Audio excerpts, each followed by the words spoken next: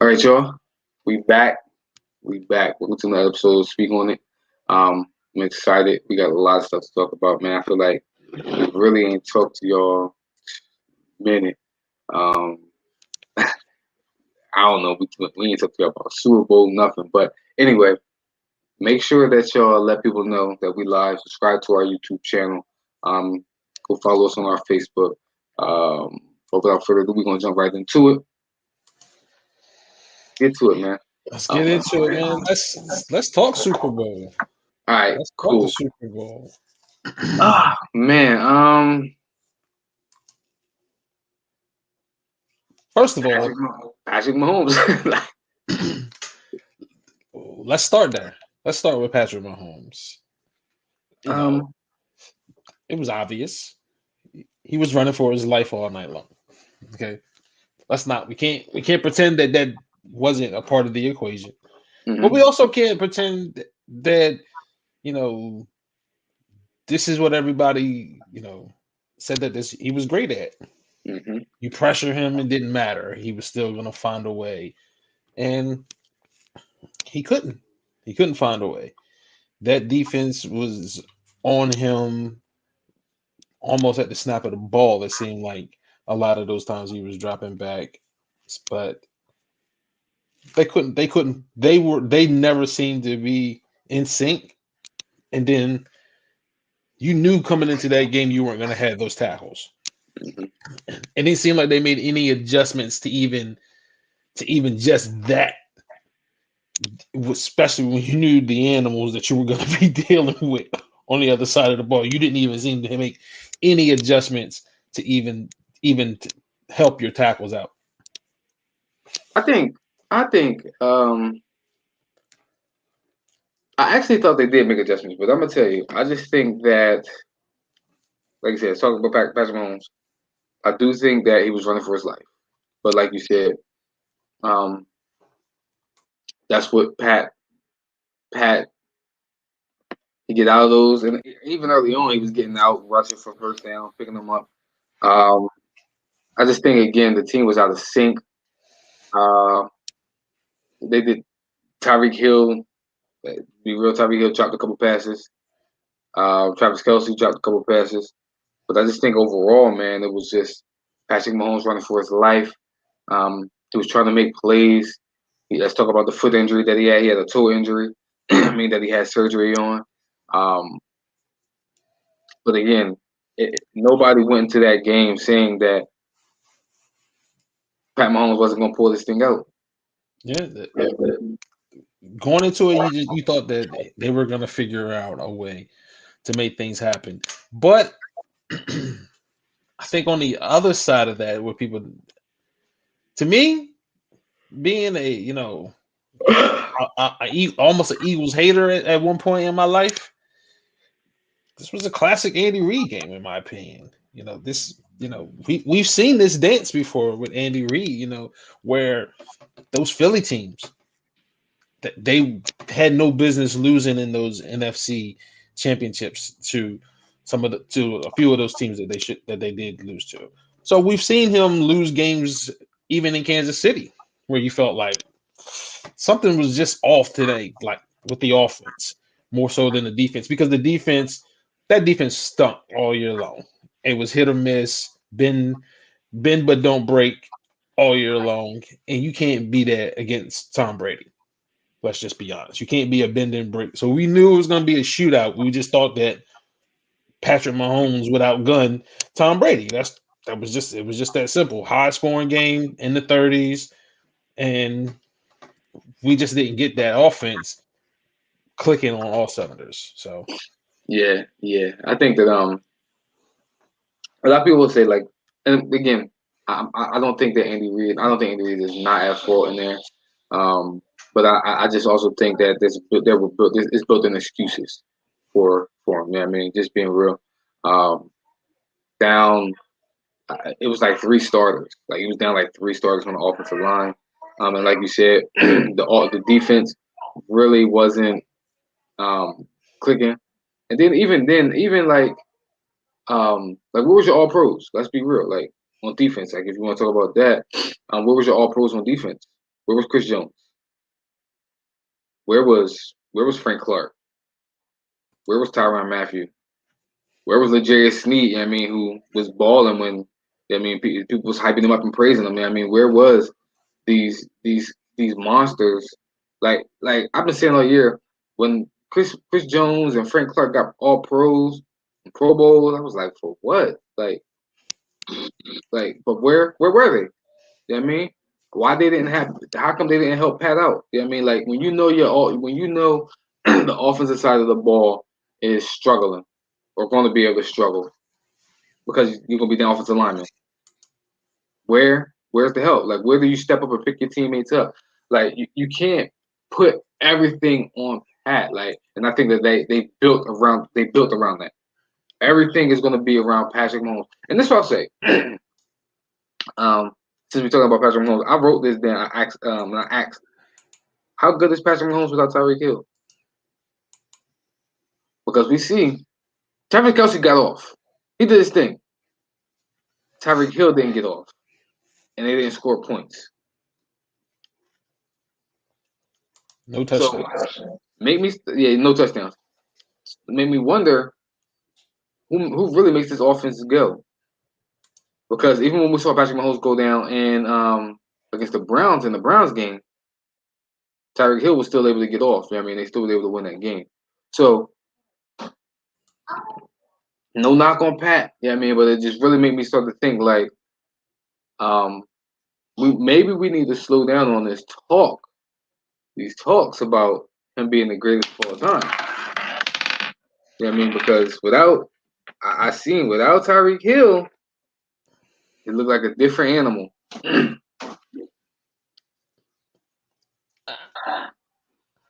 I would say one game, but I'm also gonna put it on Tyreek Hill.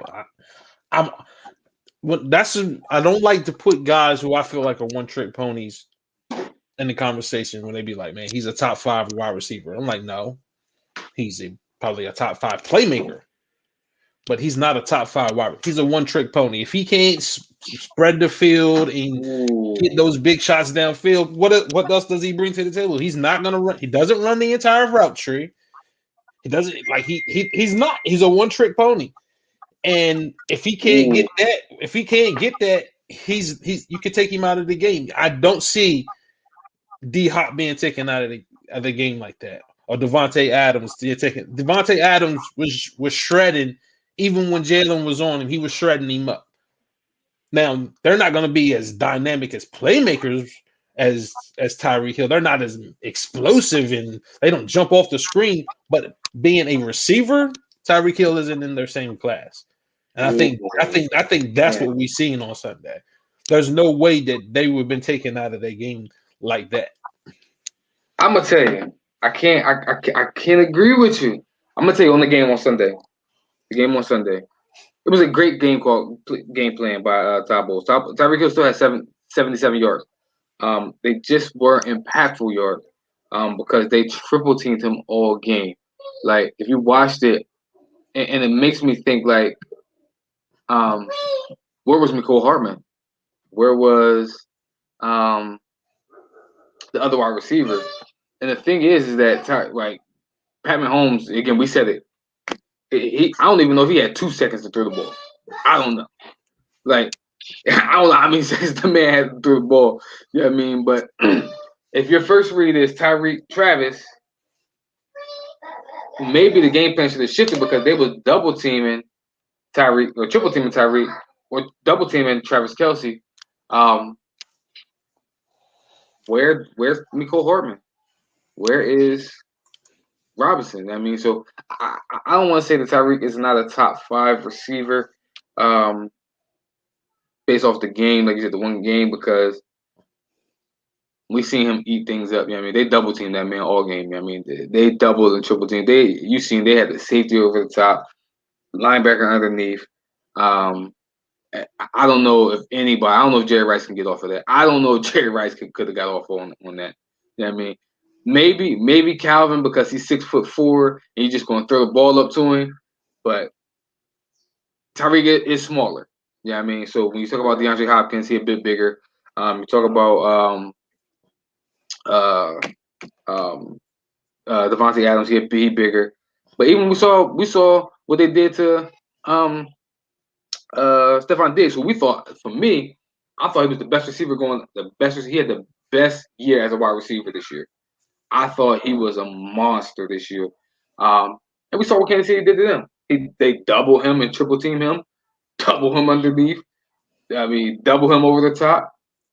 We saw them take him out the game. You know what I mean? So it was just well, we saw the Chiefs take Stephon Diggs out the game. They did exactly what they did to Tyreek Hill. Double him, triple him underneath. I just think that you couldn't do that with the Bucks because they had so many weapons and they was running the ball. So the Bucks had the number one rush defense, so the Bucks wasn't going to run the ball. The Chiefs wasn't going to run the ball. I think they should have tried to run the ball regardless, because you have to, like you said, you have to help those tackles out. You have to help that offensive line out, and then open it up for Tyreek Hill and Travis Kelce then more when you run the ball. But yeah, it was a tough game. I mean, I think that Pat has to learn how to, and maybe Andy Reid has to learn how to do it as well. Dink and dunk. They need to learn how to dink and dunk when they're taking away those big plays. If they start taking away those big plays, you gotta learn how to find a Tyreek Hill on a crosser. And if they double in that crosser, maybe they need to find somebody else who can eat up yardage outside of Travis Kelce, because they're gonna take those two players away. Yeah, I mean they're gonna take they're gonna take those big plays away. If they can do that, yeah, what is your next move? They gotta do something. So yeah. I think that yeah, it was a crazy Super Bowl. I saw something today that I wanted to touch on real quick. They said when Cam struggled in the Super Bowl, it was like Cam choked. When Pat Mahomes struggled in the Super Bowl the same way Cam did, it's like it's not his fault. Why Cam gets so much hate, but Patrick Mahomes gets so much love? Because there was a photo of Patrick Mahomes almost completely laid out Mm-hmm. trying to throw a pass, and then there's also a video of Cam looking at a fumble and being like, nah, not today. I'm not gonna jump on that ball today. I think that's it. People feel like Cam quit in the middle of that game, even though at that point, even if he dove in there to get that fumble, they weren't going to win that game. He But wasn't going to quite get it. I didn't think he was going to get the fumble either. But I just think that that's the way that people always view Cam. And then let's be honest with ourselves here. Cam's always had a bad stigma since college. Mm-hmm. You know what I mean? Between his dad admitting that he basically sold him to the highest bidder, to whatever else going on with him, he's just always had a bad rep. And then he gets to the pros, and he kind of had like a diva stance at one point. So I don't know, but I think it's more about Cam's personality that people keep always wanting to hate on him. So Listen, Cam's right tackle or left tackle, start right tackle was Mike Reimers in that Super Bowl.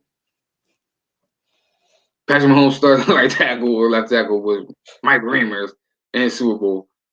Same tackle, man. Like, at least Cam put up touchdowns. Cam scored. You know what I mean? Pat ain't scored. And let's be real. Let's be real again.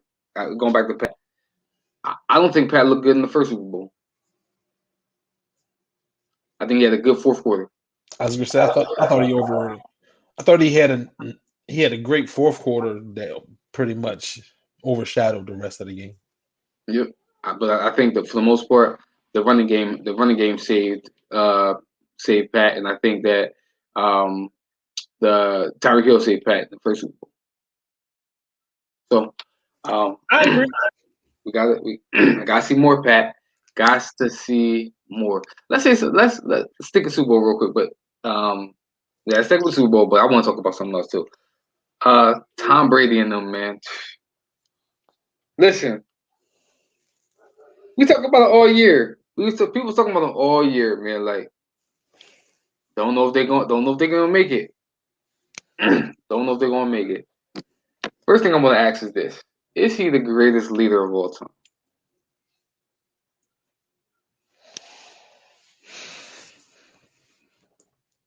At the modern era, I say for football, yes. Hmm.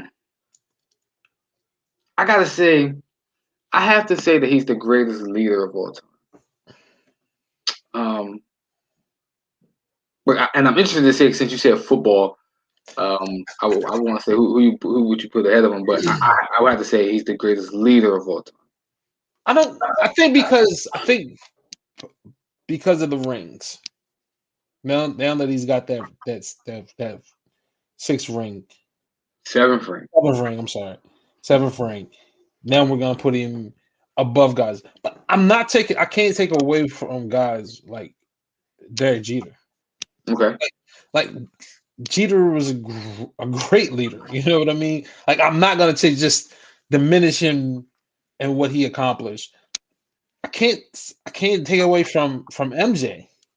Like I'm not taking anything. I'm not gonna start taking away from them. What the difference is with Tom to me is there's more. There's a lot of football players that he has to lead versus a basketball team or a baseball team. So in that aspect, I think probably makes it a little bit more difficult. And then to go from one locker room to a completely different locker room and a completely different culture and immediately have an impact because that team was written off. That team was written off. And I'm not talking about in like week 8. I'm talking about week 13. People were still questioning whether or not they were capable of making the run that they made, but they still were able to do it and on the road nonetheless, other than the Super Bowl. So Yeah, I think I already put him ahead of Derek Jeter. Yeah, I mean, even though I think Derek Jeter is a great leader, um, and honestly, I don't know if MJ is a great leader. I'm not saying he's not a great leader. Yeah, I mean, but I don't know if he's better leader um, than Tom. I still think MJ is the best. I'm lying. I mean, because something else. Because I was watching something the other day. Because yesterday was Bill birthday. So I want to talk about that real quick. I want to talk about him also. Yeah, I mean, but I do think Tom is a great leader. Um, I do have him ahead of MJ. I do have him ahead of Derek Jeter, but I do not have him ahead of Bill. When I started looking at Bill yesterday, and again, I didn't watch Bill. But when they started because it was his birthday, Bill Russell's birthday, and they started breaking down the things and stuff that he had to go through in order to win his 11 championships. The times he played in, it was like dang, that's what he was going through, and he still led that team, and he still led them to 11 championships. Two of them he coached in. Again, regardless of like I wasn't born when Martin Luther King was here. Yeah, I mean, or Malcolm, but we still talk about them as great leaders, right? We still talk about the accomplishments that they had. So because I wasn't born when Bill was playing, I can still recognize what he did. You know what I mean? Like so that's why I wanted to throw him out there and put him in there because like going through racism, people hating on him. Like they say he broke into my man's house, pooped on his floor, like death threats all the time, and still having to go out and produce every night and lead a predominantly white league at the time. Like that, the league was predominantly white at the time. He was the face and the lead, and people say, well, he played with all these famers. Yeah, they were Hall of Famers then, but I don't know if they would be Hall of Famers now. You know what I mean? If we redid it, I don't know if they would be. I don't know if they would be a top player now. And I don't then, I don't know if he would be. ooh, ooh, He got 11 championships. Oh man. Hey, listen, we don't know. Like you said, you don't know. You don't know. Just being real. I think Bill can play any era. I think he I can play don't. any era. I think he can play I any don't. era. Except maybe. He definitely couldn't play today.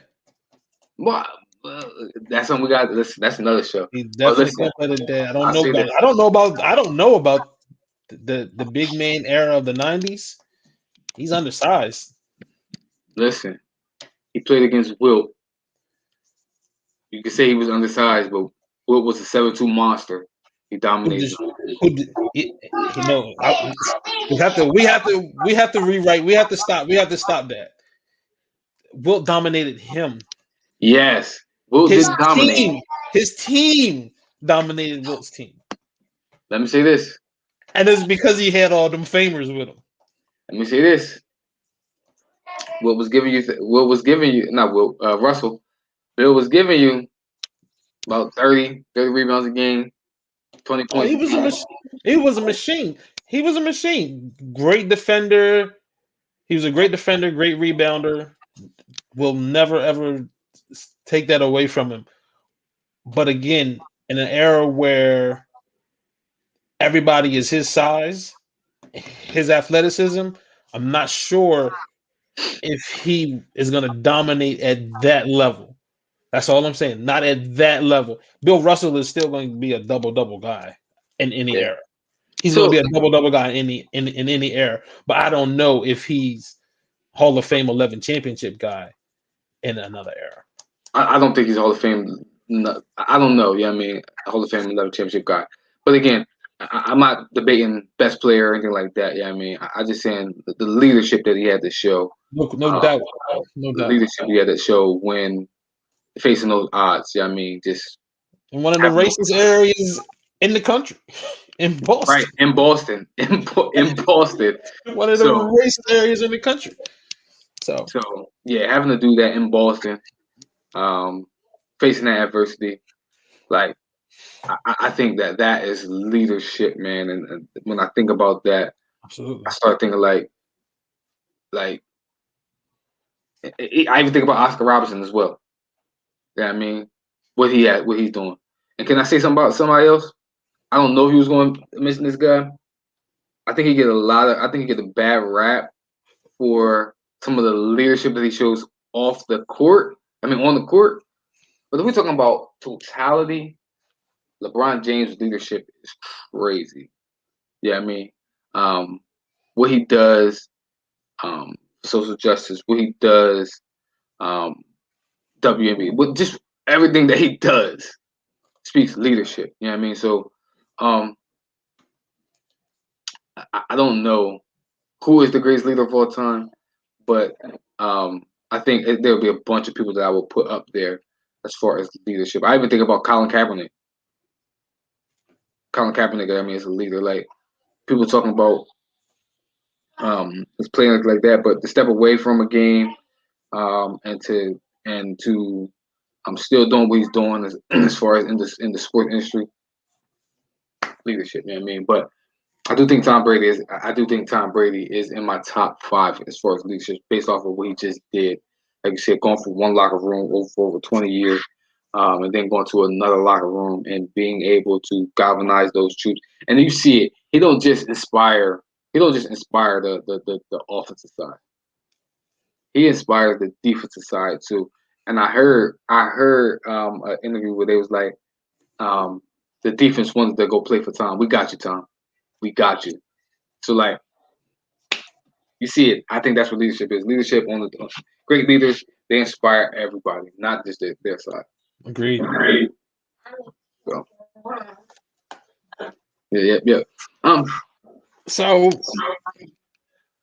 I wanted to get your thoughts on the anthem, man, and in the league deciding that all teams got to play the anthem after Mark Cuban and the Dallas Mavericks. Apparently, they had not played it at any home game, and I think they had played like 14 home games at that point, something crazy like that. So the league came out and said everybody gonna have to play it. What you think about that? See, when I first saw it, I was like, man, you know what? I was like, the NBA, the NBA shouldn't get involved in that. They shouldn't get involved in that. Yeah, I mean, if Mark Cuban, who's the owner of this team, says that we're not playing the anthem at home games. We're not doing it. You know what I mean? I think that's his call. Like, why is it that I have to play the anthem at the sporting event? What's the Why? purpose? What's the purpose? For what? Now, if the owner says this is what we're gonna do because my patriotism, you know what I mean, or whatever it is, that's what I want to do to play anthems at my home games. Then okay, that's his right. That's his right.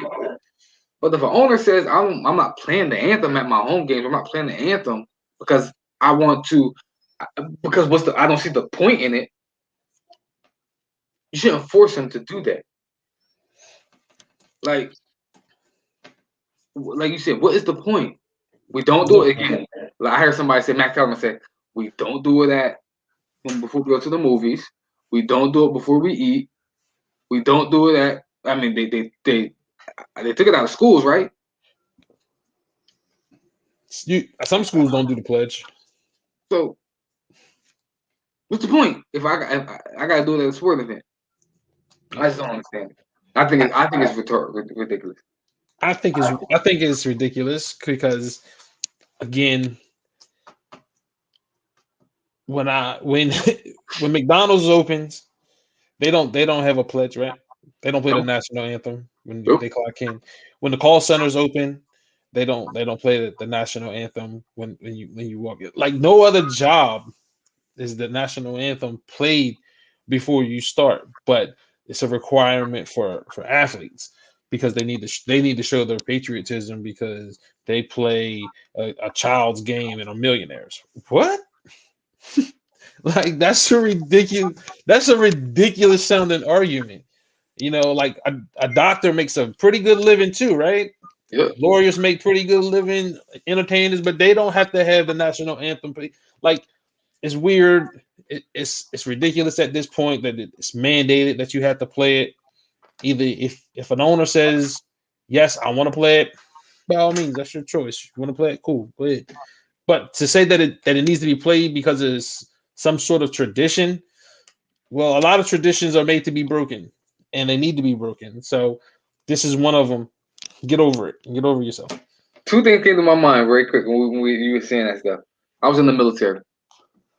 When I went to drill, I had to do my work. I don't remember opening up with the national anthem. I don't remember. I don't remember doing it. I guarantee when Joe Biden goes into his office right now, everybody doesn't stop and play the national anthem. They don't. Nope, they don't.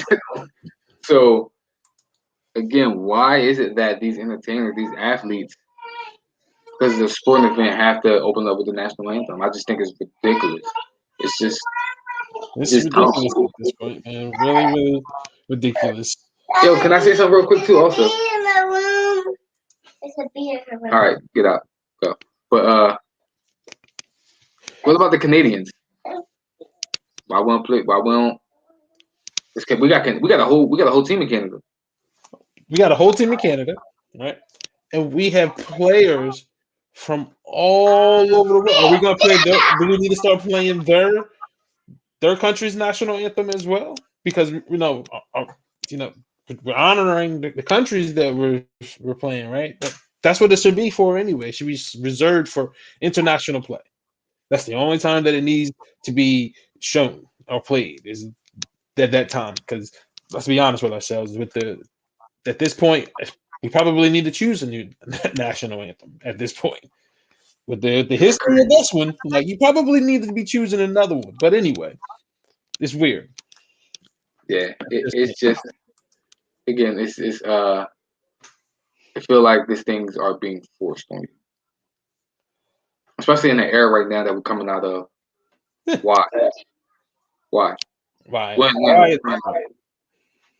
Again, when people go kneel, like even when we saw people, they start saying they got to do it now. People kneeled, but people not going to do it. Like even people in the stands. Yes, I understand people want to have that patriotism in the stands, stuff like that.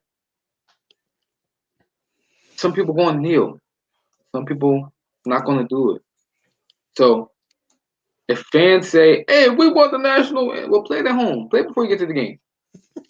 Listen to it in the car. Because let's be real, like most of these people who will cry about it, national anthem not being played. You don't even play it at your house. Don't know all the words to it. You don't wake up and be like, nobody wake up and just be like, I'm going to pledge allegiance to the flag today. No, it's only at certain events that they do it. But if we be real, we take a deep dive into your life. If they took it out, you ain't going to just do it at your house. You ain't waking all your kids up and your family and say we about to go sing the national anthem before we start our day. Yeah, we're going to show our patriotism today. What's crazy is even on like the 4th of July, I don't ride around and just hear that blasted all over the place. Like, where's your patriotism? Like, all you do is have a flag. You have your flag on somewhere and you barbecue. That's it. Yep. So yeah, it's like you said, it's just a weird, ridiculous It's just something to argue about. That's all. Yeah, basically politics. You know what I mean? Because like you said, like I just take them away, man. Ain't nobody doing it before they get to these sporting events. You don't come to the sport event for the national anthem. Let's be real. You don't. You come to watch the stars play. Yeah. You come to show your fandom, not your patriotism. Yeah, you don't even care if you get there after the national anthem. Like, I don't even care if I miss the national anthem. Like, well, whatever. But anyway, yeah. JJ Watt is the latest star to leave Houston. Mm-hmm. You know, what do you think his best fit is? Indy. I give you two. Indy and Pittsburgh. Shoot, I'm gonna give you another one. Buffalo. So those are my if I had to pick, those would be my three choices. Indy, because I think that they will need another pass rusher to go along with DeForest Buckner to build on that defense that they already had. I think that he fits perfect. They had the cap space to get him. I think Buffalo needs a pass rush. We've seen that against the Chiefs. They've really tried to generate through pressures and stuff like that, but they need a pass pass rush, somebody they can go to take them to the next level. And then Pittsburgh, I just think would be great because you have I think Derek plays there as well, or Derek may play with the Chargers, but you got T.J. Watt there to go along with the 2D tackles and the defensive end, and to put J.J. Watt to go along with them. I think that he will be a great fit with Pittsburgh. So I think that those are the three options. Two of them are needs and not a necessity. One of them is just to go play with his brother. My only concern with Pittsburgh is I would hope that he would go somewhere where he could immediately be in championship contention. Yeah, and I don't think Pittsburgh is headed in that direction. You don't think that defense would be? So let's say this before I get you. You don't think that him going to Pittsburgh, the defense is championship quality, and then the offense really just needs to manage? I think those days are over. I really do. I really believe those days. I think those 10-7 Super Bowls, those 17-10. I don't think we're going to have many more of those. I think the way that they call games, the way that they officiate games, I don't think you're gonna have to have an explosive offense, okay, and be able to score points. And I don't think Pittsburgh has that because I don't think they have the quarterback yet. Gotcha. So I don't. So and again, he can make that decision, and I think that defense is still going to be good. You bring like Devin Bush was hurt pretty much all year. But Dupree was hurt. Dupree got hurt at the end. So the defense is going to be good whether they have him or not. But that's why I think it's Buffalo. Yeah. I think Buffalo is a great fit for him. But everybody, whomever he goes to, they have to be convinced that he can stay healthy because that's his only. That's it. That's it. He's still young. When you really look at it, he's still young, but he has to be able to stay healthy. But I think the bigger thing is what's wrong in Houston. They don't like all the sports teams losing guys. Like George Springer left that left the Astros. You know what I mean? Harden out, D Hop was out, Deshaun Watts out, JJ's out. Like, man, can they keep anybody in Houston at this point? They got a hockey team. I was going to see if they had a hockey team, if they got an MLS team. Check and see what's going on over there. Something's up in Houston right now. I want to say this real quick about JJ. I think 32 other teams should. He's a fit in 32 other teams. Anyway, yeah, I think because of his versatility, he can fit. I don't think whether it's a 4-3 or a 3-4. I think he can plug and play in any system. I think he's that good. I do think that he should go when choosing a team. I think JJ Watt gonna be JJ Watt. You know what I mean? But I think he should go to a team where he automatically doesn't become the best player on the defense. But he can have that ability. If I need to be the best player on the defense, I can be. Like, I'm gonna tell you one that's interesting that somebody threw out. They said Cleveland with the Chargers. Could you imagine him with Myles Garrett And that's what I was thinking. I was like, man, imagine him going to a team where his snap count can be managed every week because they don't need him to be in there other than maybe fourth quarter he can play every snap. Well, he's not getting triple teamed. You can manage him. You can manage him the first 3 quarters. You can manage his snap count, like somewhere like that, where you can probably extend his career another 4 or 5 years if you were able to manage him and do, you know what I mean, linebacker shifts every 3-4 plays. So, like, to me, I think that he's in a good situation because so many teams could use a good pass rush. You think about all just off the top of your head, who couldn't use another pass rush? Everybody. I'm gonna tell you this. One team I tell him if I'm him, I would tell him to go to. They got the cat. I'm going to the Rams. And that's the team that I thought about. I was like, man, could you imagine him with those guys? Like, that's a defense. I'm gonna tell you, that's a defense. I don't give a goddamn what. If he goes to the Rams, I don't give a goddamn who quarterback. Just don't mess it up. Just don't mess it up. Like, speaking of that, we didn't get a chance to talk about that. Mm-hmm. Golf in Stafford, and some picks. Like, did you think it was too much for Matt? No. Yes and no. The reason that I say no, they gave up the first to so the Lions would take on his contract.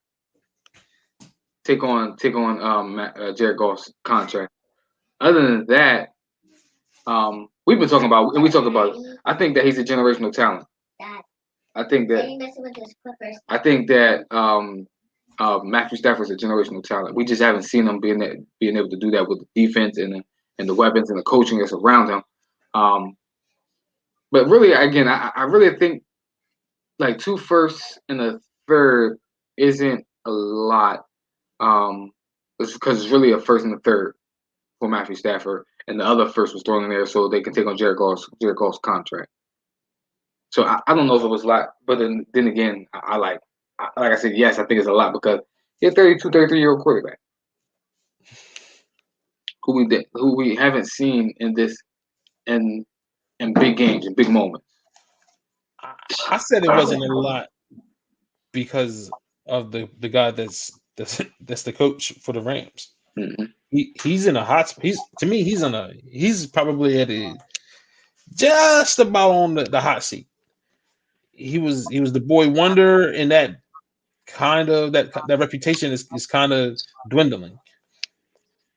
So he needed to make a move, and if Jared Goff can be his scapegoat because he can bring in Matt Stafford, and all of a sudden he can get that genius label back again, then he's in good standings.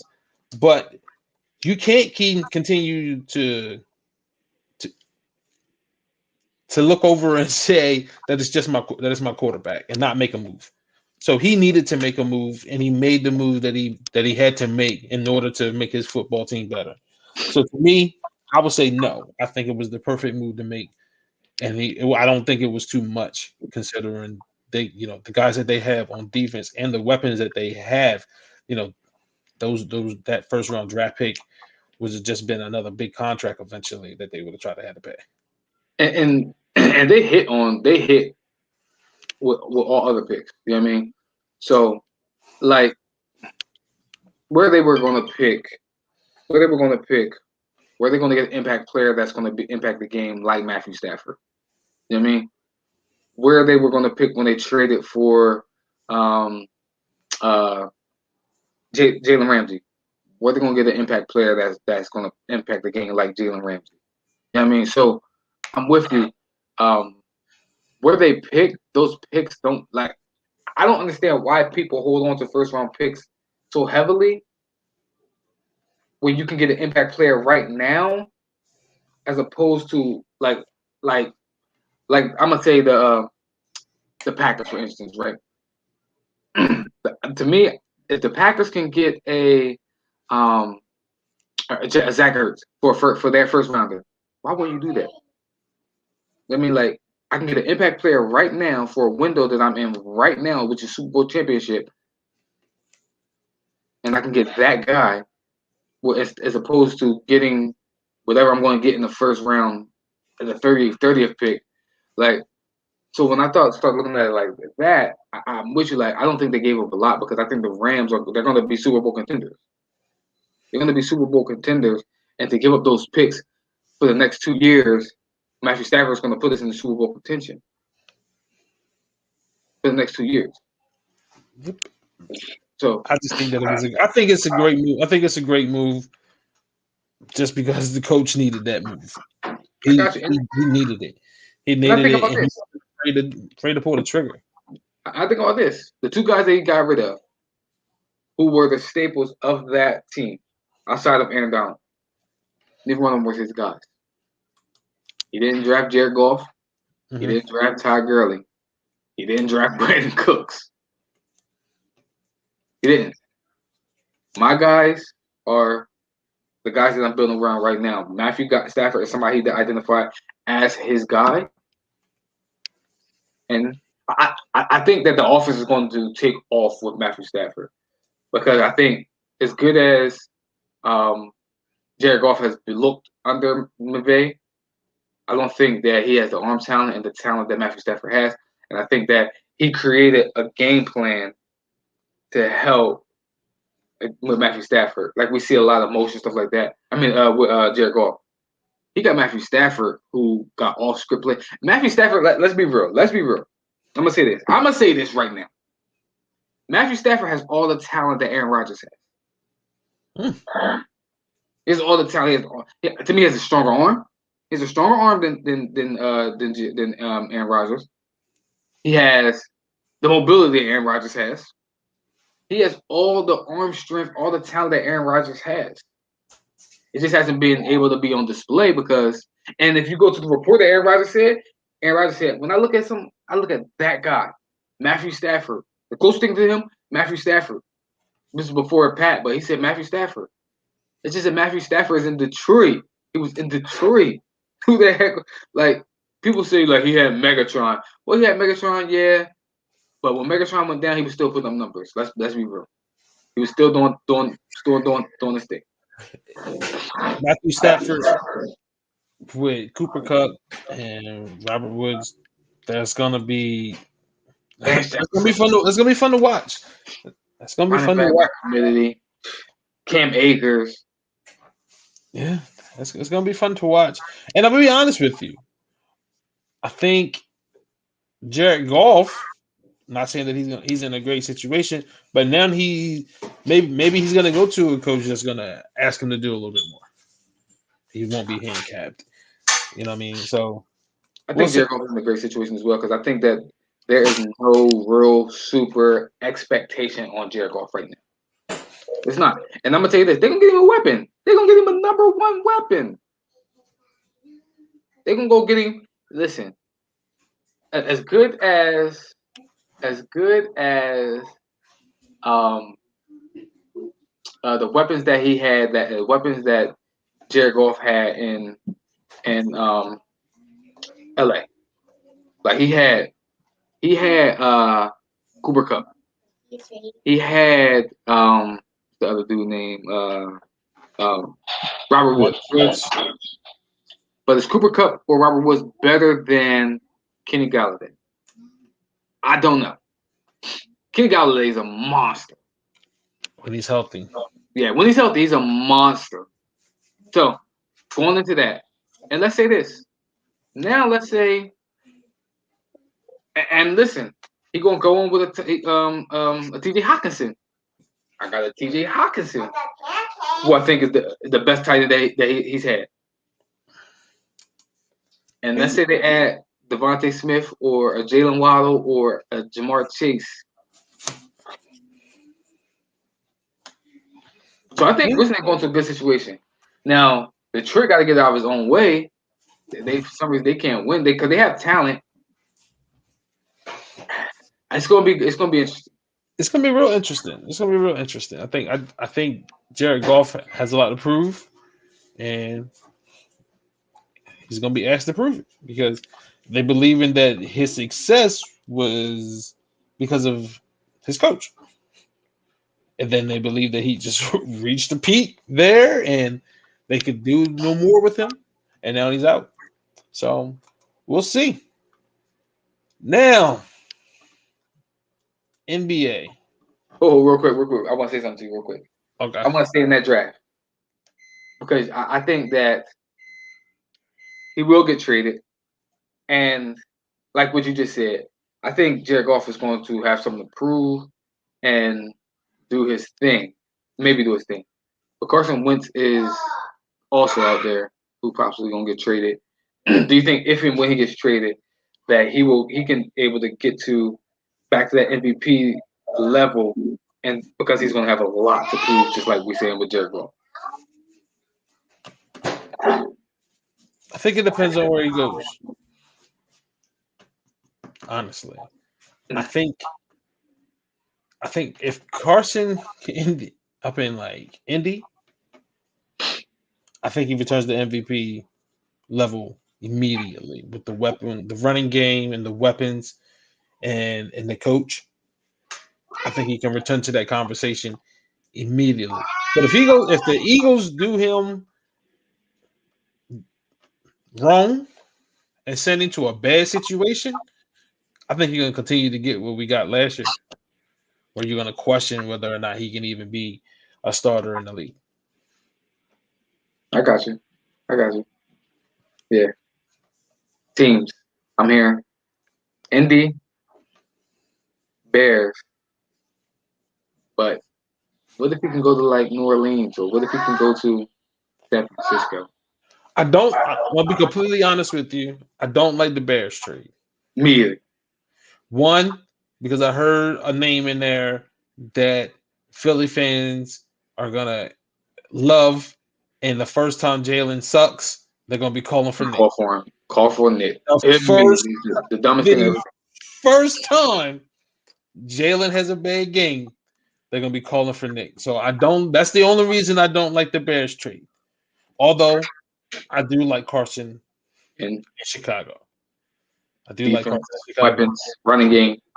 I just don't like getting Nick Foles back in Philly for Jalen. But I do like, especially if you can get Tariq Cohen as well in that trade, pull the trigger. But for me, I think Indy is the best. Indy is the best fit. I agree. All right, we can get you basketball. LeBron, like, how is he getting better? Like, Yo, I swear on everything. When I was seeing, I said, "Yo, LeBron must have a hyperbolic chamber at home. how is he getting better? He must have a hyperbolic chamber at home that he goes to. You know what I mean, during the off season, and then he come out in the NBA season Super Saiyan, like Goku, Vegeta type stuff. Like, boy, like What you he say? He's legit training that. just He's training that 400 times gravity. yeah. He go to a different planet or something. Like the ball. What is it? What was it? 71 days before it? 71 days. He hasn't missed a game. He giving you 26 a game, 8-8. Listen, I'm not a Bron hater. I mean, now people know I listen. I criticize him and everything like that. I don't hate on him. But if anybody has anything bad to say about LeBron this season, you are a legit hater. Just a legit hater. I don't like the Lakers because again, I just think that in eras there are people that you identify and say I'm going to root against. LeBron is one of those people, or teams like the Patriots. The Patriots are great. But guess what? Identify, I'm gonna root against them. That's a Goliath. We're trying to take them down. Lakers, that's a Goliath. We're trying to take them down. But LeBron, for what he is doing, again, PD something. I'm joking, but the man, bruh, he puts in the work. He spends millions of dollars on his body, and it shows. Like I heard somebody say like they were telling AD, go ahead, AD, take days off. We got LeBron. AD 27, LeBron 36. The one that needs to say, go ahead, LeBron, take days off. We got AD, but it's the other way around. And it's because he a freak, man. He an alien. LeBron is an alien. LeBron just continues to prove that he's the greatest talent we've ever seen, man. Like at this point, he can probably play until he's 45. I can say he probably play like Tom Brady. You know what I mean? At this point, he could probably play till he's 45, just because of his knowledge of the game. And I wouldn't be surprised if he tries to pull a Bill Russell, just so he could be a part of that history, where he tries to be a player coach and win an NBA championship. I can see him. I mean, we've already been saying he's been doing it. He's been doing it. We've already been saying he's been doing it, but I think he's gonna do it. Try to make it official at least once or twice later on in his career. But what he's able to do night in and night out, and in my opinion, carried the Lakers. He's carrying the Lakers. AD hasn't made the leap that everybody's expecting him to make. He hasn't made that leap yet. But LeBron has been absolutely phenomenal. I know the last time we talked, we were talking about MVPs, man, and I was like, man, it's Joel, but it's not. It's it's LeBron. No, listen. I can't give it to him. I cannot give it to LeBron. But I would say this. He in there. There's two players I would put ahead of LeBron. But he in there though. And it's he coming. But what Joel Embiid is doing on both ends, yeah, Joel Embiid is still it for me. Joel Embiid will still be it for me. The other person that I would put ahead of him, just because of everything that's happened with him, everything, like he has nothing else around him. You don't know who his second best player is, and he's still just on a tear. Steph Curry. Like people write him off. People said he was going to be like he could be injured. Like he got to carry the load. This man is 50, 40, 90 again. He's giving me 30 a game. And I was just looking at the rest of their schedule. If they can somehow beat Brooklyn tonight, the only other tough game they got before the half is Phoenix and LA. They can legit be in the top 4 at the half.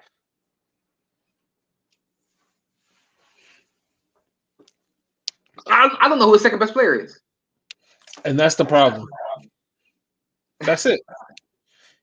No one is consistently like Kelly Oubre went for 40 the other night. 40. I think the next night he had like 8. Like the inconsistency from him and Wiggins. And then I'm calling out Draymond again. Draymond, you've got to take on more load scoring. You can have 18 assists all you want. You've got to take on more of the load scoring on a consistent night. Steph is doing everything he can. I know you was questioning my man Steve Kerr earlier in the year. I told you he was just trying to figure out what he had. I like the rotation that he had. Kelly Oubre, Andrew Wiggins, they got to start knocking down shots. Yeah. Draymond Green, he needs to start looking for his shot and being more aggressive.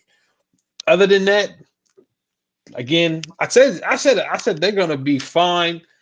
I like the roster. The roster's straight. Wiseman's down right now. He's been out for a little bit as well. When he come back, they're gonna be again. They're gonna be right there in the thick of things. I don't think they're gonna be a top 4 seed. I don't think they can win consistently there because we're gonna talk about them in a minute. We're gonna talk about another team in a minute that I want to get your opinion on. But if they get it together, but if that team gets it together and Utah looks like they're not going nowhere, and then the 2 teams in LA, but Golden State, they're not. They're going to be right in the thick of things and trying to get home court advantage in the first round, man. I'm gonna tell you, I don't think he needs to get to top 4 to be the MVP. If he gets to the 5th seed, I think you should. If he gets to the 5th seed, he's the MVP. I think he'll be in the conversation. But after last year, and then LeBron comes back and do what he's doing this year, there's no way. I think he gets it. That narrative of him doing this in year 18.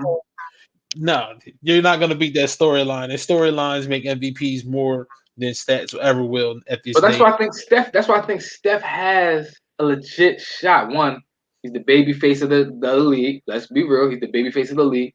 Not having Clay, Kelly Oubre, Kevin Durant's gone, and he's still. The narrative was, can Steph carry the team without, like when he has to carry the team, injuries? But this year he's healthy. He's giving you 30 a game. He doesn't have his running mate. Kevin Durant's going. Kelly Oubre is up and down. Andrew Wiggins is there. Andrew Wiggins is not having a bad season. Andrew Wiggins is having a good season. He's Andrew Wiggins season. He's just having an Andrew Wiggins season. Now he is balling on the defensive end. He is up in this play on the defensive end. But Andrew Wiggins hasn't taken that leap to superstardom. Draymond Green is averaging 5 points a game. James Wiseman is still a rookie, and he hasn't. He hasn't taken the leap that. Right, he hasn't figured it out. It's all Steph Curry and Steve Kerr. So from there, it's like, I get it. The 2 storylines will be Steph. I'm gonna give you 3 storylines which will be bananas, right? Steph Curry, no Klay Thompson. Steph Curry's back. That's gonna be a storyline. He's gonna be the MVP. LeBron James. LeBron James is a narrative and a storyline in and of himself. 18 years. Joel Embiid, the big man, is back. Those are going to be your 3 MVP Finals candidates. I think LeBron will get it because of how they did him last year. I thought that. I think that they're going to say, Joel, you could have been the MVP. You probably should have been the MVP, but then he's going to get the James Harden treatment. Okay, we need to see it again. That's what I think they're going to do. Joel Embiid, you could have been the MVP. You probably should have been the MVP, especially if you are the number 1 seed in the East. But we need to see it again. they're gonna give it to LeBron because of how he's playing this year and what he did and what happened last year. So I think they can give it to LeBron. But I will not be surprised or shocked if they give it to the babyface assassin for what he's doing, because that is a narrative as well. Agreed. Agreed. Got no problem with that. I wanted to get to you a team that, both of us, we were extremely high on last year. We were extremely high on coming into the season, but they have not been playing the basketball that we expected them to be playing, and that is like.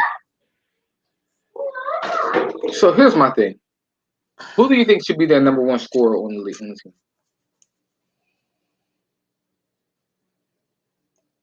Jokic.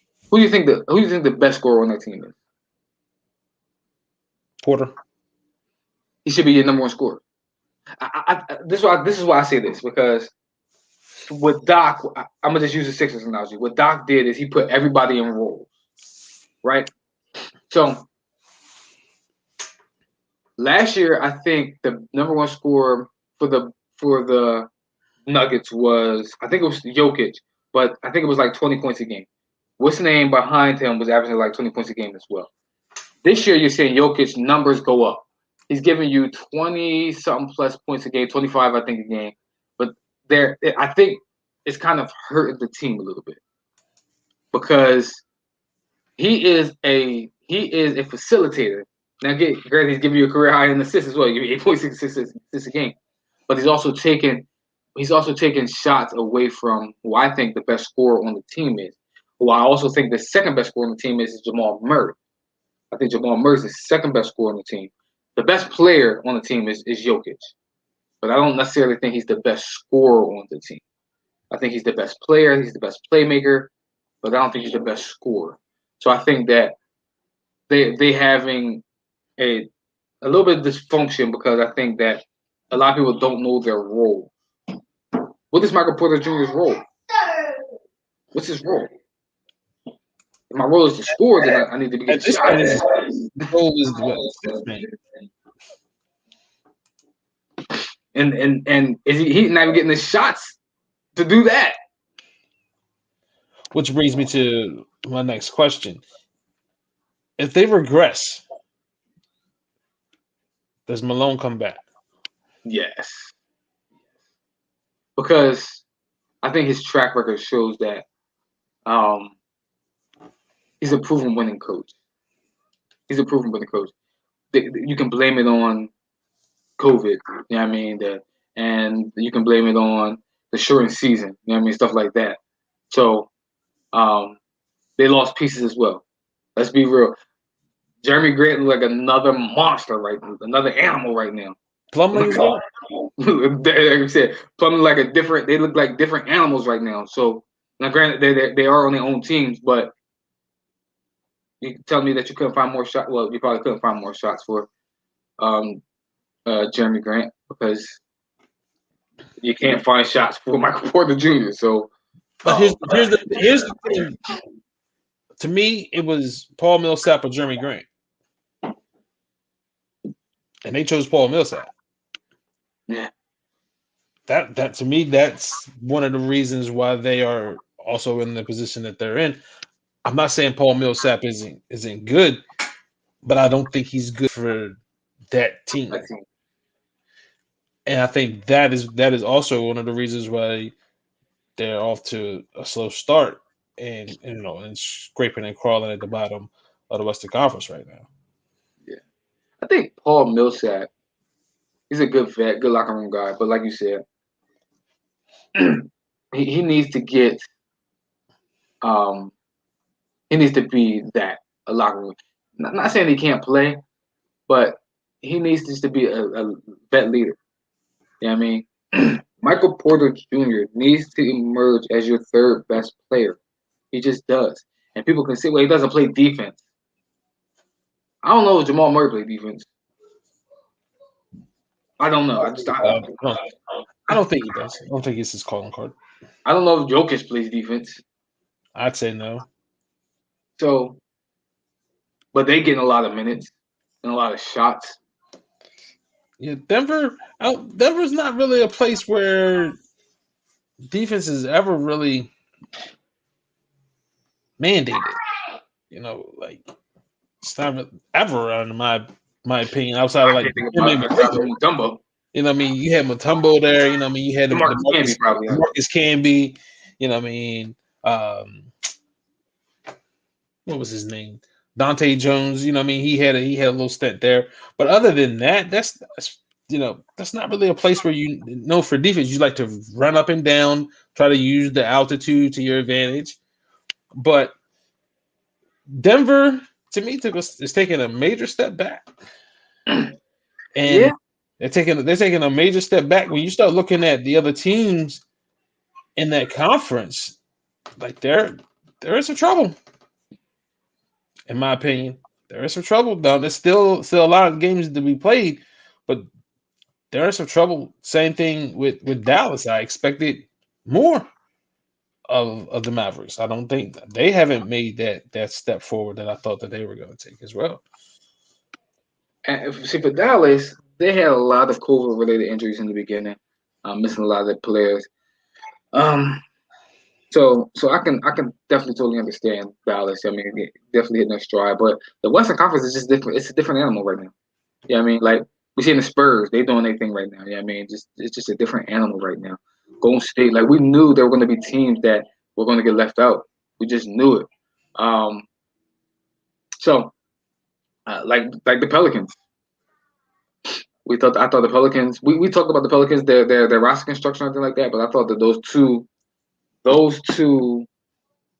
all stars or animals that they have could carry them. You know what I mean? Like, there's no way outside of Steph Curry. If I take Steph Curry off of Golden State and say whoever you think the best player on the Pelicans team is, if you take that person off of, who is a better team? Still the Pelicans. The Pelicans. If I take Steph Curry off and I take Bi off of the Pelicans are a better team. But one team's coached by Steve Kerr and the other one's coached by Stan Van Gundy. I'm glad you brought it up too. Woo woo. Cause we talked about it on the show real quick before, and Tamam was talking about it. Why did you fire Alvin Gentry? He was playing. He was coaching better than Stan. They still don't play no defense.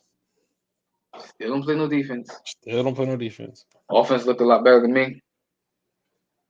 I get it, but anyway, yeah, the Western Conference, bro. That's an animal out there. That's a different animal out there. So it's gonna be a lot of teams. It's gonna be a lot of teams I think that aren't gonna make it.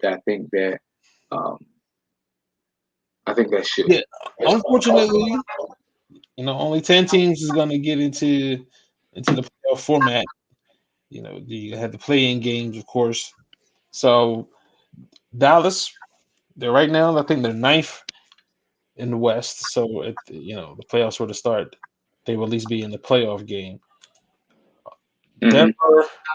Denver, on the other hand, they're in, but in the playing game, I was just expecting them to be fighting for at least home court advantage in the first round. yeah, I I didn't think it's expect still a them lot. to be playing for the 7th, 8th seed. Still Still a a lot lot of of games though. season left. Still a lot of Still a season lot of left. season. Because even right now, 4 through 8 is separated by 2 games. I just said something right, like 1 or 2 games. Yeah, So they're separated by 2 games. So somebody going to stretch. I think Golden State had a lot of tough games early on. They got their schedule gets a little bit softer later on. So again, that's why I said, man, Golden State can definitely get into that top 4, top 5 seed. Um, yeah, if you're in that 7th, 8th seed, you're gonna want to get out of it because teams that's below you within the playing games, they can beat you anytime. yep. Like, Get out of that. Get out of that play-in game if you can. yes, sir. Speaking of the break, what you think about them having an All-Star game I'm cool with it. But I think this is what needs to happen. There needs to be options to opt out. Like if LeBron, so this is what I'll say. If LeBron gets voted in, um, I think that he should have an option to play in it, or not. I mean, so he should have an option to want to take that time to spend time with his family, or have that option to want to play, like pick his team, start the game, and maybe not play the rest of the game. You know what I mean? So I think that because because the All-Star game really is a fan game. It's for the fans. They're the one that votes. They're the one that do the votes. So that's what I think. I think that there should be an option to the point. And also, I think that if LeBron opts out, then another person, a reserve, should be able to play. I think if LeBron opts out, he shouldn't pick his team also.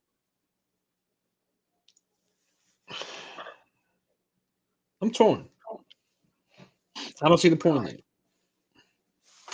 Because like you said, it's for the fans, but with COVID, you can only have a limited number of them actually there physically in attendance anyway, meaning you're going to rely on ratings. Now, let's be honest. The All-Star game ratings for the NBA is probably going to be down because nobody really cares about the All-Star game. For me, if you wanted to do it, maybe this is an opportunity where you get some of the younger guys that maybe are on the cusp of being all-stars, and you allow them to get an opportunity to play if they want to. I just don't think it's worth the risk of you're going to halt the season, meaning that guys are going to be away. You don't know what they're going to be doing anyway for protocol, and then it's going to be All-Star weekend. Wherever you decided, I'm not even sure what city. Where is it at this year? I'm not even sure where they said it was going to be. Yeah, I don't know. I thought it was going to be in Orlando, but I did. Oh, because, no, Georgia. It's in Atlanta. Because I heard this is in Atlanta, and from my understanding, Atlanta is completely lax.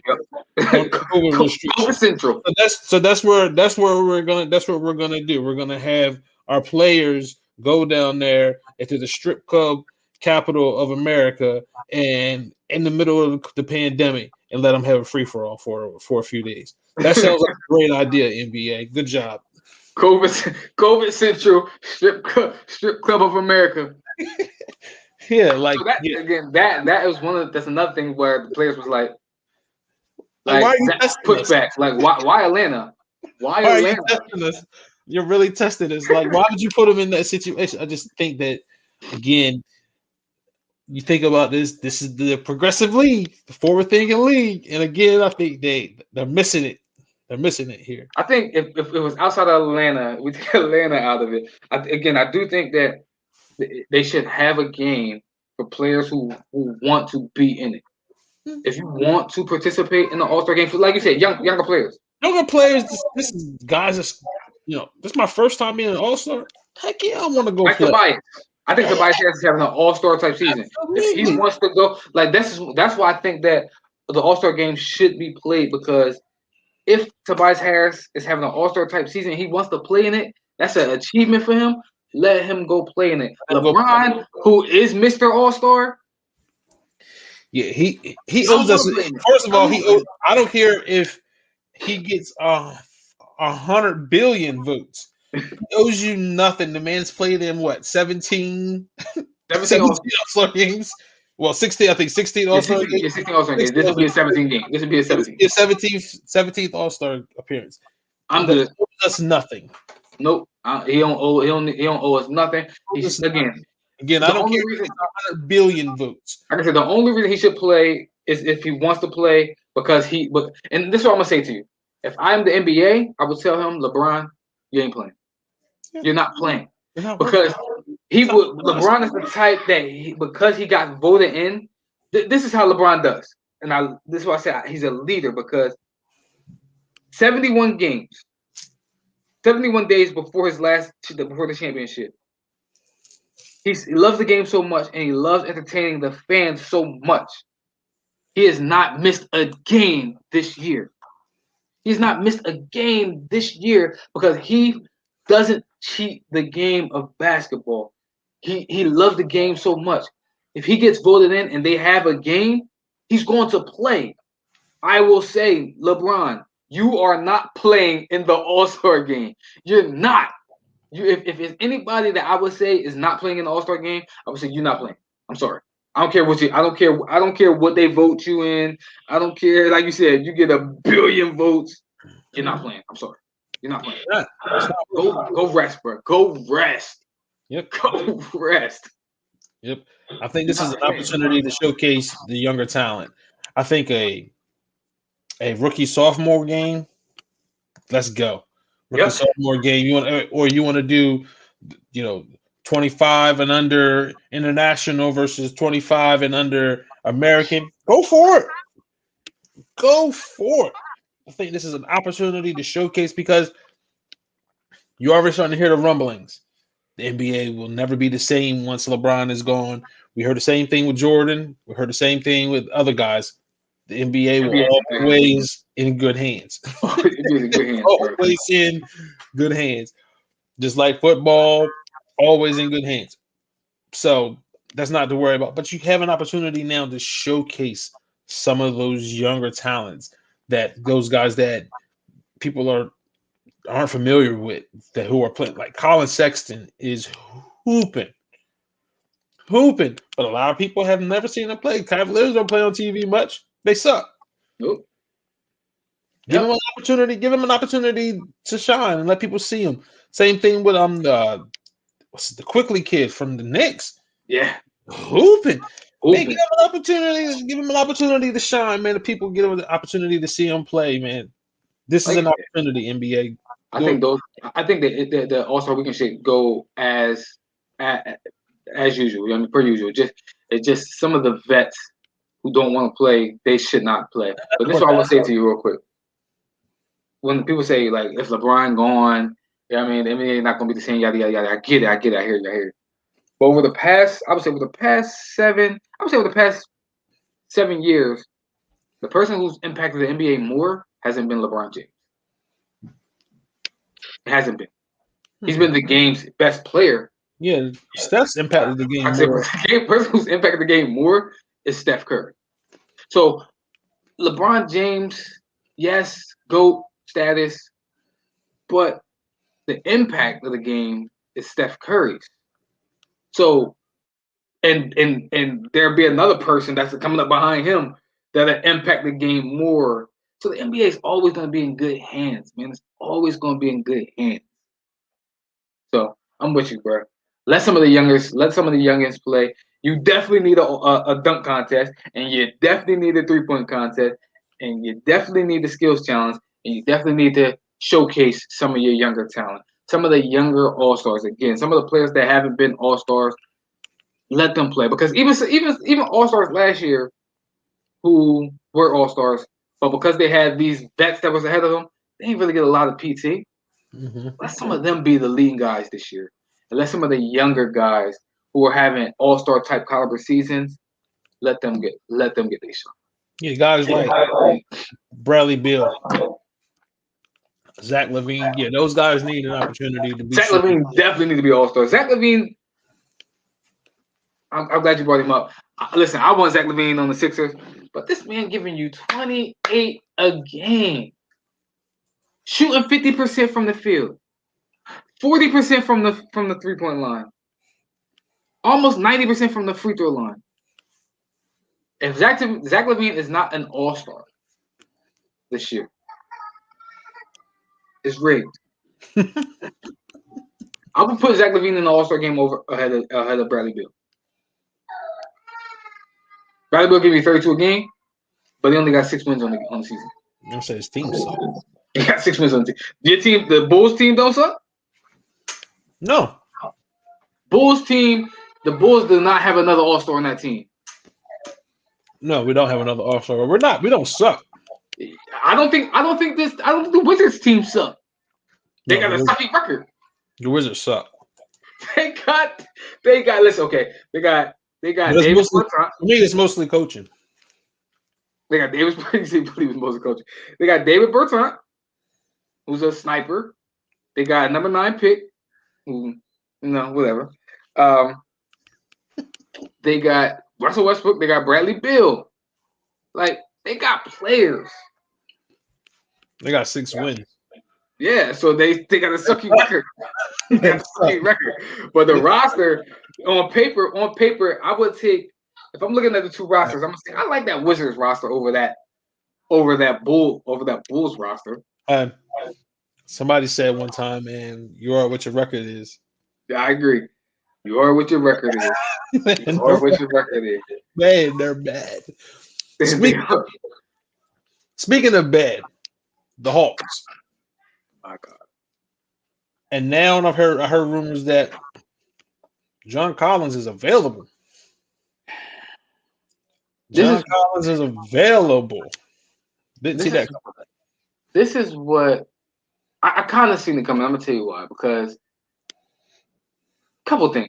Clint Capella, who's balling out of his mind right now, and he seems like he has way more chemistry with Trey right now than John Collins did. John Collins' best position is the 5. It's not the 4. So you brought in Clint Capella, and then you drafted another guy that plays the same position John Collins plays. Like, y'all had a good thing going with John Collins and Trey. Why not just build on that and build around them? Nope. Y'all wanted to bring in Clint Capella. Y'all wanted to, with the number, whatever pick y'all got. Y'all want the 6th pick. Y'all wanted to bring in another player who plays John Collins' position. Heck yeah, I'm not going to sign a extension with y'all. For what? Y'all been trying to replace me for 2 seasons. It almost feel like they've been trying to replace him since they drafted him, to be honest with you. Like, here's what I'll say. They can get quality for him. Absolutely. And I don't know too many teams that wouldn't be ready available for his services. Man. So I think that trade's gonna happen sooner than later. Last year he started 41 games. He gave you 22 points a game and 10 rebounds. This year he gave you, the year before that he gave you 20 points a game, 10 rebounds. This year he gave you 18 and 8. His shots ain't down. His free throws are down a little bit, and his rebounds are down. John Collins, bruh. But I also think his confidence is down because they keep trying to replace him. I agree. Come on, man. Like, John Collins, 23 years old, bro.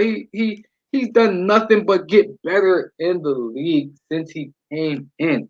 He has gotten better every year. His best position is not power forward. It's the center. It's the 5. The way he can get out and run, the way he can stretch. Now, he plays the same position Tobias Harris is playing. Yeah, John Collins, man, listen. I think a champion. Listen, I'm going to tell you this.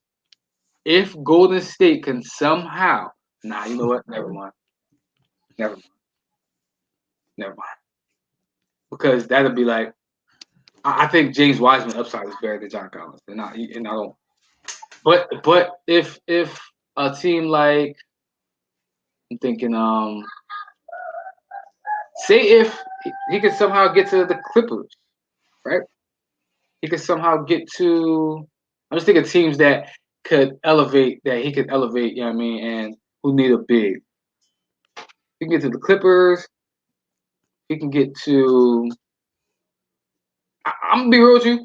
I think if he gets to Golden State, he does make Golden State better this year.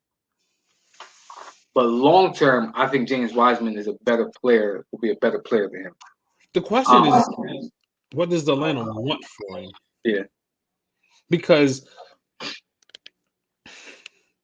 you can't. I don't want picks. Yeah, no, yeah, you don't. I don't want. I don't Picks. need them. I don't need I need Pitt to help me now. I need players. I need players. So the question is, what do we need?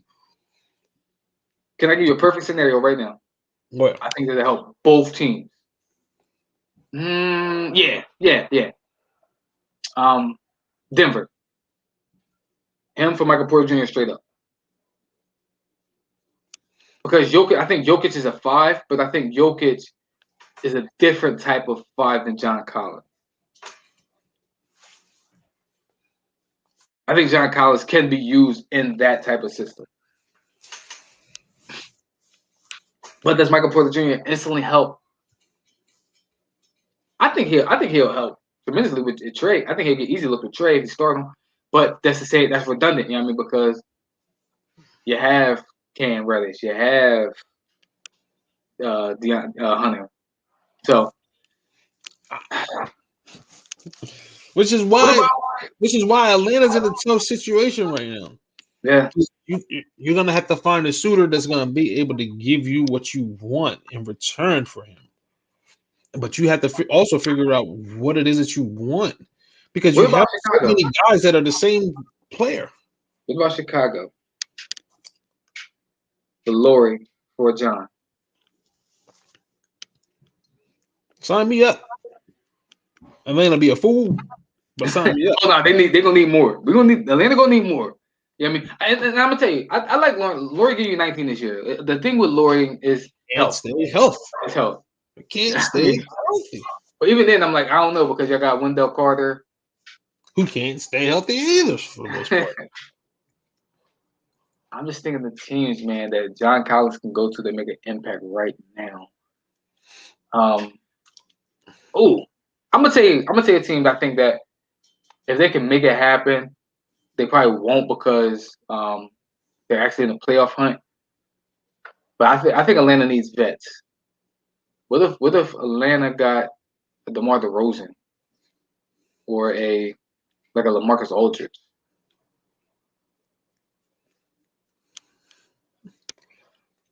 I could see that, but at the same time, is John Collins a pop guy?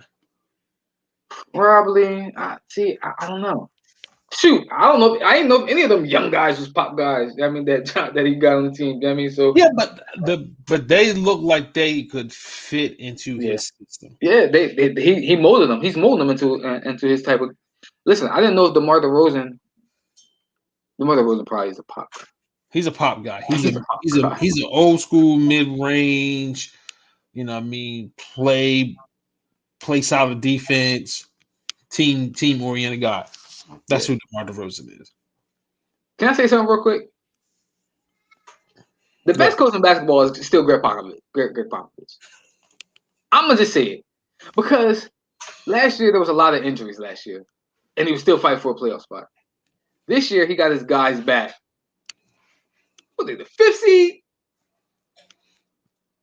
No star. Like I know DeMar DeRozan is a star. People say DeMar DeRozan is okay, he's a star. He's not a superstar, but they compete night in and night out. Young guys.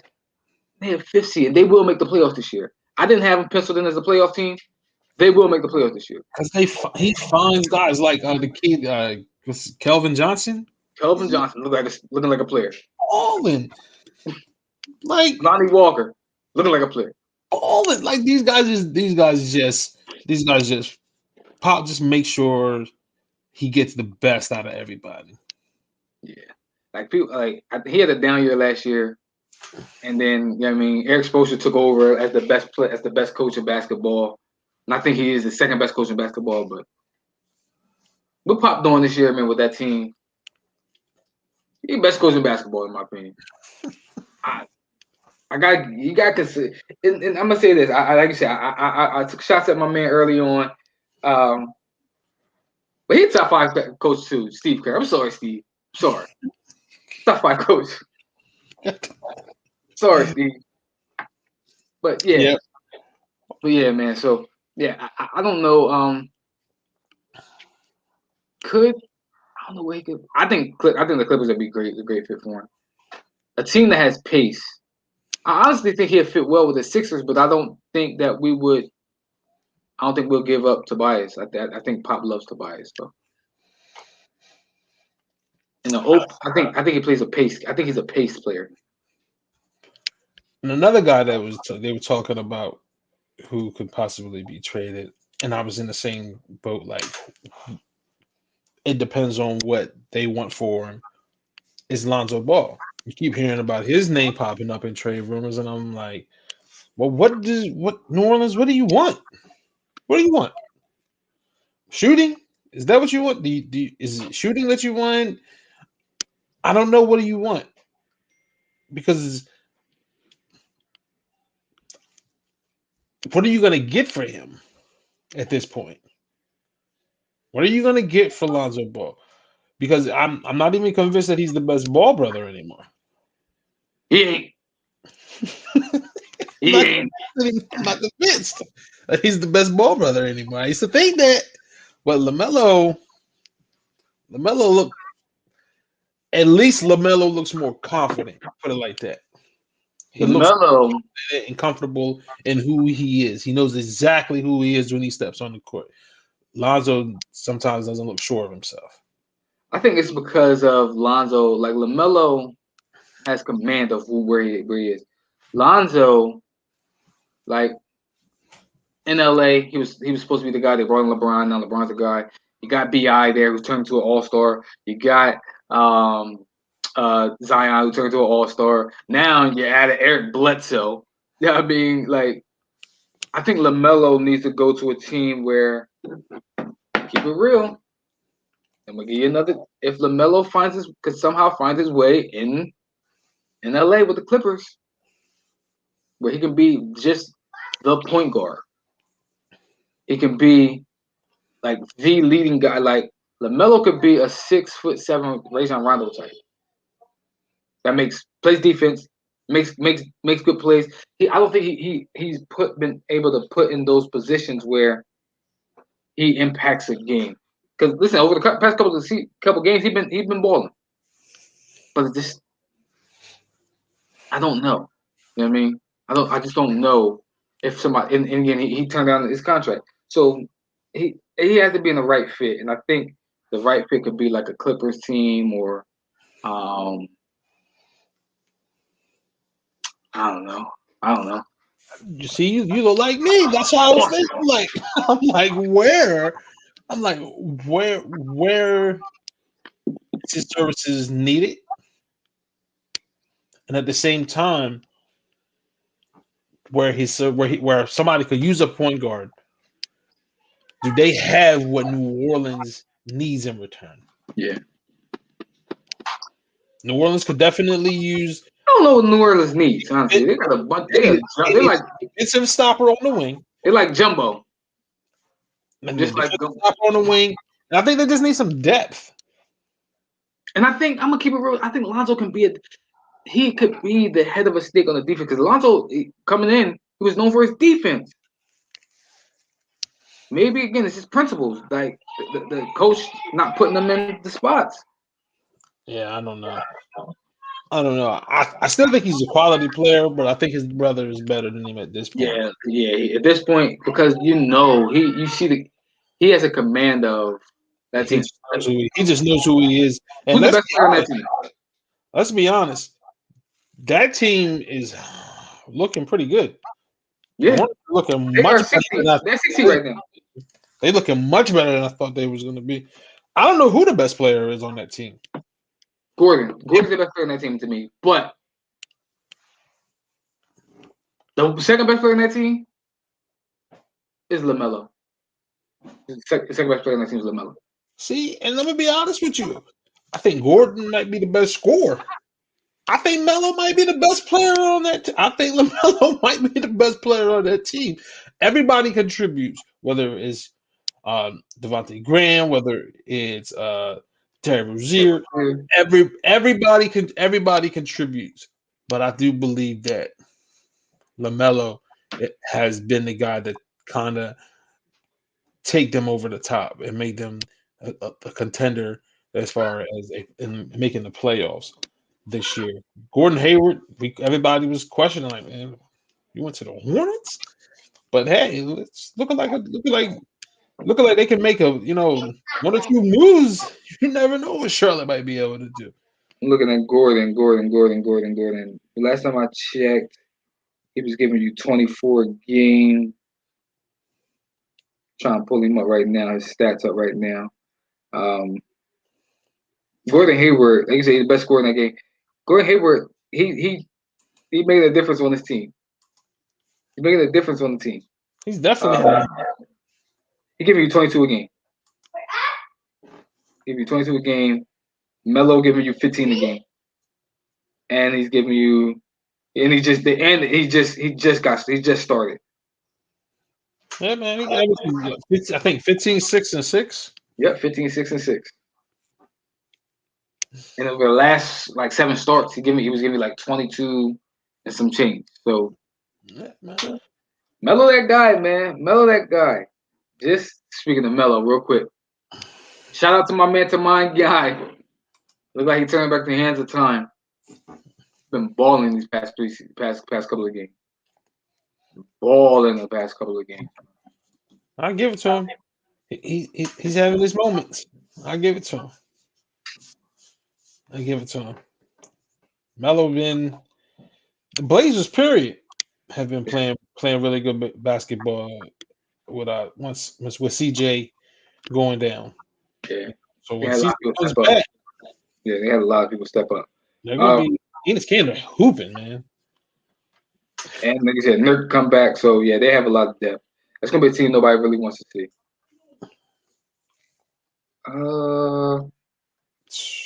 Let me ask you this one question. 2022 NFL season. Where's Dak Prescott?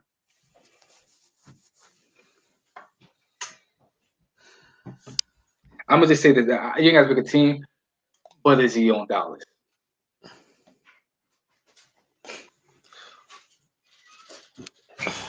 No.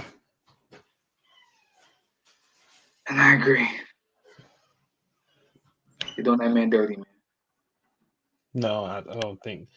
Here's what I say. And it was so funny because I was just messing around with the mock draft the other day. And as I was doing it, I was like, the Cowboys are going to do something stupid with that pick. Because every time I did about 4. And every time there was a person that continuously stood out that was available. And it was Kyle Pitts. And as much as I feel like they do not need any more offensive weapons, I got a feeling that Jerry is going to draft sexy over necessity, because there's going to be a Patrick Surtain or somebody like that can help them out defensively, a linebacker, somebody that can help them out defensively. But he's going to take that sexy offensive pick. I'm gonna tell you this. Why that needs to go. I'm gonna tell you this. As an Eagles fan, I don't want to see it. Kyle Pitts with those guys. I agree. They do need a defense. They need a defensive player. But man, they get Kyle Pitts, bro. Amari Cooper, Kyle Pitts, CeeDee Lamb. I think they should trade Zeke, but yeah. I think they should have been traded Zeke. They find a way to get. Woo! I did about 4, man, and I kept seeing that name pop up, and I'm like, man, if he is really available on draft day at that time, I could see Jerry going down that road. Yeah. Listen, I hope we trade Carson. Get the number 1, get another first rounder. And if we can somehow double dip with Jamar Chase and find a way to get Kyle Pitts later on, that'd be love. That'd be love. But I'm with you.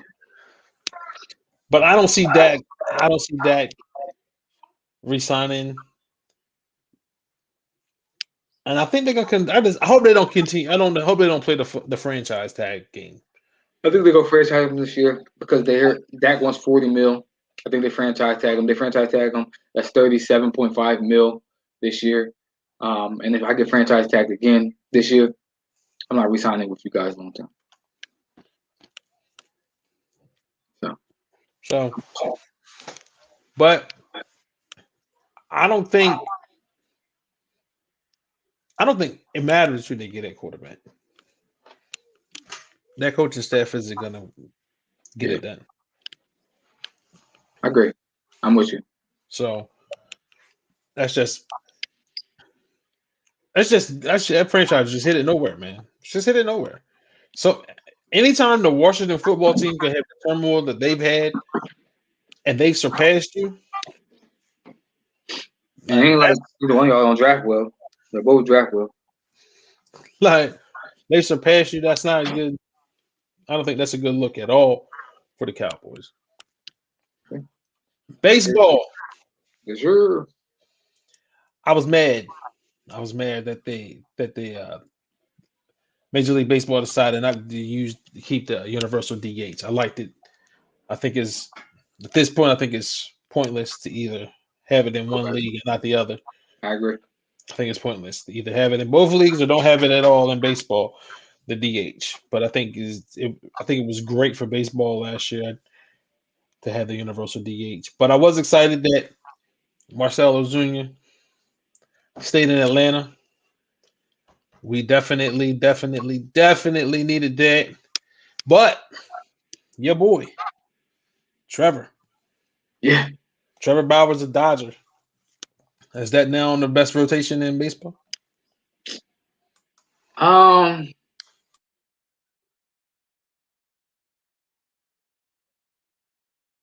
Maybe. Do you think Clayton Kershaw might be the third best pitcher in that rotation now? Yeah. That's saying something. Yeah.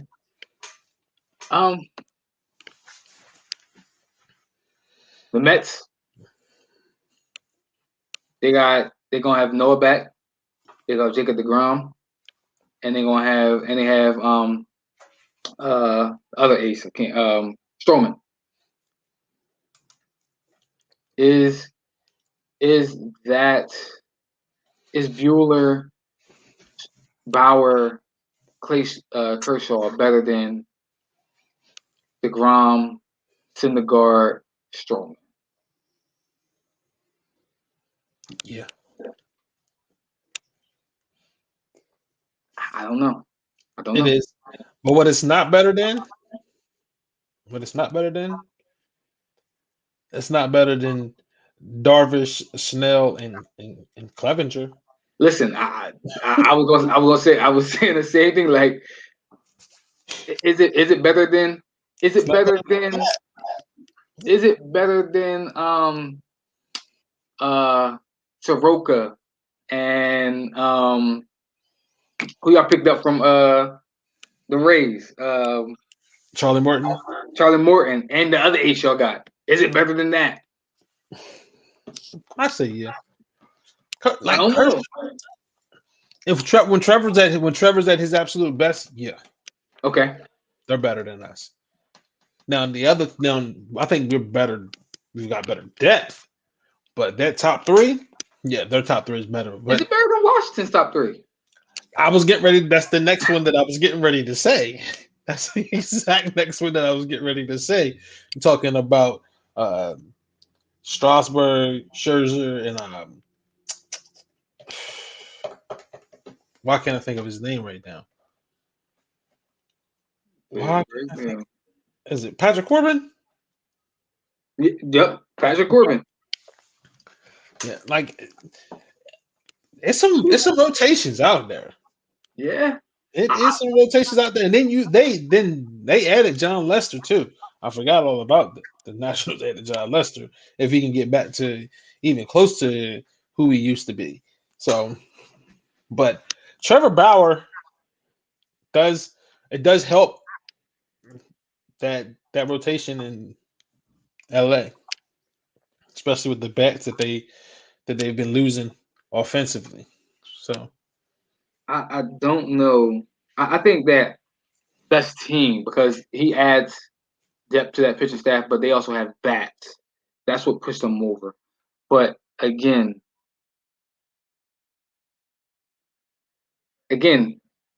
Padres, like you said, with the Padres. That Padres rotation is it's not fair. That Padres rotation, you're talking about 3 aces. Three. Yes, sir. And two of them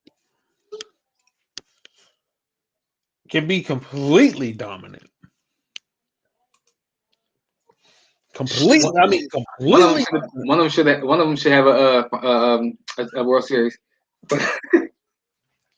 And that's another thing. Blake Snell, he's been on inning restrictions. Not because of health. Not because of health. Restrictions now. Not because of health, but because of just his manager's philosophy with the analytics and everything. Now the gloves are off for Blake Snell. Yeah. And he don't have to see. Think about it. He's been pitching to the Red Sox and the Yankees lineup. Well, he will have to pitch against the Phillies lineup, who was number 4 offensively last year. He will have to pitch against the Atlanta's lineup, who was top offensively as well. But he played against the American with the National League East too a lot, playing in the American League East. Now he's gonna be playing against the Giants. I mean, he got to go pitch in Colorado a lot, but then they seem like they trading all their big bats. Yeah. So I'm just looking at a couple rosters, man, and looking at yeah. I'm just trying to see who has who has the best rotation in baseball, and I can't find one better. Can't find one better than I can't find one better than the Nationals. I like, and again, like I'm looking at, like I'm pulling up Atlanta's rotation: Mike Soroka, Mark Freed, Charlie Morton, Ian Anderson. I like, I like, I like Atlanta's rotation, bro. I like it. I like it too, but I love San Diego's. I'm talking about you. You're talking about Blake Snell. You're talking about Clevenger when he gets healthy. You're talking about Chad Paddock. Like, oh, man. Yeah. Yeah. Hey, man, listen. You can have a long. All I know is it's a long 7-game series, and if they're healthy, the Yankees rotation. I was thinking about that rotation too. Is pretty good too, because all of a sudden, Severino is probably like 4th or 5th in the rotation. When you're talking about Cole, if Kluber is who he is, and Jameson Taylor, you got potentially 3 aces there too. But Max Scherzer, Steve Strasburg, Patrick Corbin, John Lester. Where's the off night? There's some rotations. It is some rotations out there for you, and it's gonna be a long, like I said, 7-game series are gonna be long for some of these teams. Yep. And I do mean long. Did you think?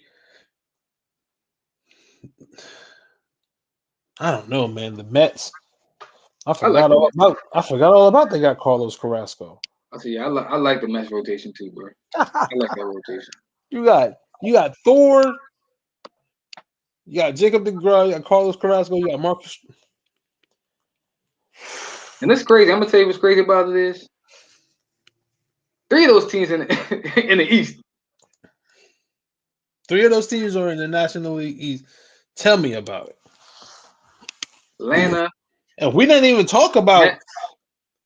the Marlins, whose rotation is not bad either. Yeah. Their rotation is not bad. It's gonna be another long season in the East. Another long season in the East, bro. But that's I what was mad with the Major League Baseball for not continuing to let the expanded playoffs, man. yeah, they should have did. I think everything that they did in this year, this trial run, should have been should have permanent. just stuck with it. Should have been permanent. Just stick with it.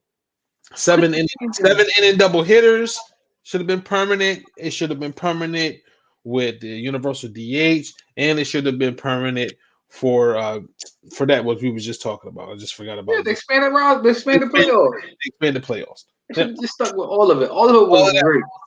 None of it took away from baseball. None of it took away. The NBA, they kept the NBA expanded on their playing game. Yeah. They should just stuck with it. NFL out here making moves to expand their playoff roster, and they added another game. Yeah. Cut down on the amount of games. Yeah, you don't need 162. Add more playoff. Yeah, you don't need 162 games. After about 120, we kind of get it. Yeah, like dog, man, ain't watching all these games. But yeah. All right. Baseball gonna be good. Baseball's gonna be fun. I think baseball's gonna be fun. I think it's gonna be real exciting. Sure. And free agency still isn't over, so we'll see what's gonna happen with that. I'm interested to see where a couple other guys land. But other than that, you got anything else? No, sure. Nope. That's it. That's it. Final thoughts. All right. Final thoughts. My final thought is gonna be might be a little bit controversial, given that it's Black History Month. But I'm gonna say this: Can we have more Black figures than just the usual people all the time? I love what Dr. King brought to the table. I do. But there's a lot of other people out there that we need to be aware of, and that we need to make sure that the younger generation is aware of. I'm not saying that we should just do away with Dr. King, but he does have a day. He has an entire day to where we can celebrate him. Black History Month, we need to be making sure that we get as many Black figures out there and then make sure people are knowledgeable of them, not just the same major people year after year after year. So it's up to us. We can't rely on the schools. I know people are upset that certain schools there's a lot of people to opt out. It's not up to them to teach us, because they're not going to do it. They've shown that they don't want to do it, that they're not going to do it. It's up to us to make sure that we get that information out there. I'm gonna piggyback on you. My final thought: let's celebrate the Black people that's around us that's making history. You know what I mean? Black History Month is not just about the historical figures. You know what I mean? The MLKs and all those people. Let's celebrate the ones that's around us that's making history. You know what I mean? Y'all, we got people in our communities that's Black people that's in our community that's make history every day. Let's start celebrating them as well. That's my final thought for you as well. Start celebrating the people that's around you. Give people the roses right now before they go. Definitely agree with that, bro. Definitely agree with that. So that's our show for today.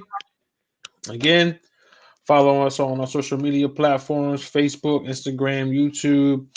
But until next time, speak on it, And feel free, comment, message us. You know what I mean? We'll holler back at you.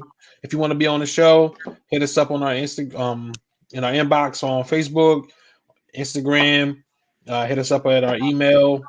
It's all everything's on our page.